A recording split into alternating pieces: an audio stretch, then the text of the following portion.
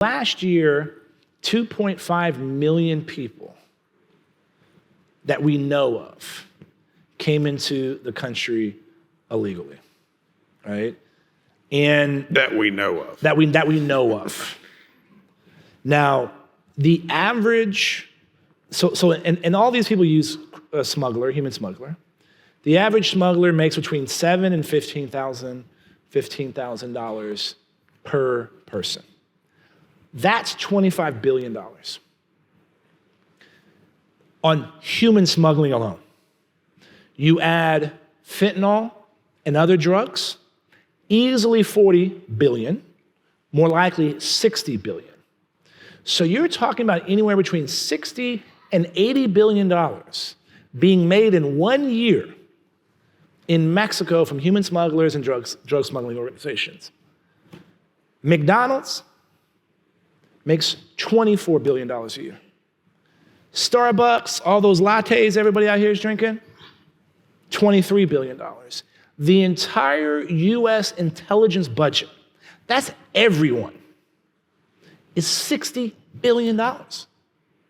So we are undercapitalized in this fight. That's point one. Point two, we're treating everyone that comes into the country illegally as an asylum seeker.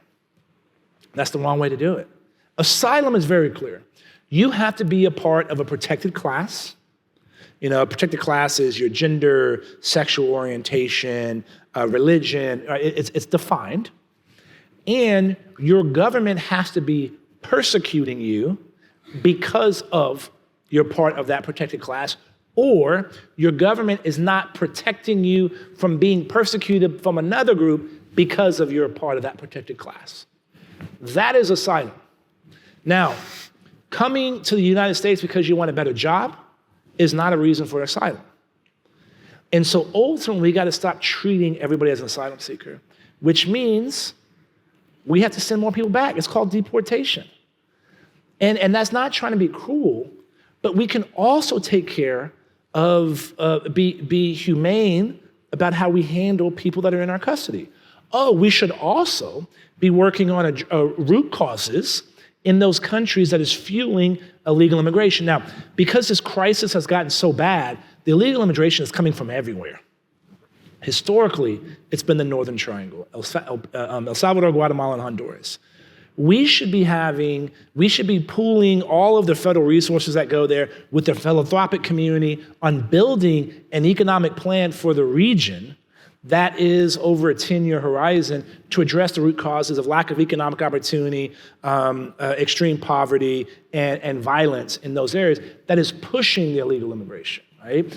And it's a fraction of the cost to solve the problem there before it ultimately gets to our doors. Oh, also, streamline legal immigration. What the heck? Even with how bad the economy is, how many industries need more workers?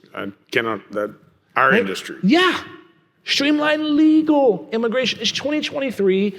In this day and age, we should be able to be on a month-by-month basis, be able to determine what industries need workers and which one doesn't, and do it in a way that is efficient and streamlined. So then you have people producing, paying taxes, helping with some of these broad issues. So streamline legal immigration.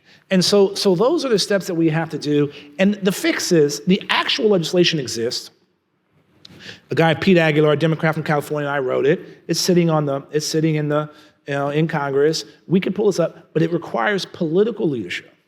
It requires Democrats to not be afraid to be like, oh, you don't care about people because you're making it hard to get into the country or to follow the law, right? And it requires Republicans who aren't afraid to be like, oh, anything you do on this is going to be amnesty, right? And that's what most elected officials are afraid of, is having to go back in their primaries. Blowback. And the blowback. But guess what? Here's what I've learned. Be honest, treat people with respect, and tell me what needs to get done. And if we do those things, and everything I just outlined, 80% of Republicans in a primary agree and 80% of Democrats agree. Right? And so that's what's so frustrating on this. And most of the people here know how bad this situation is.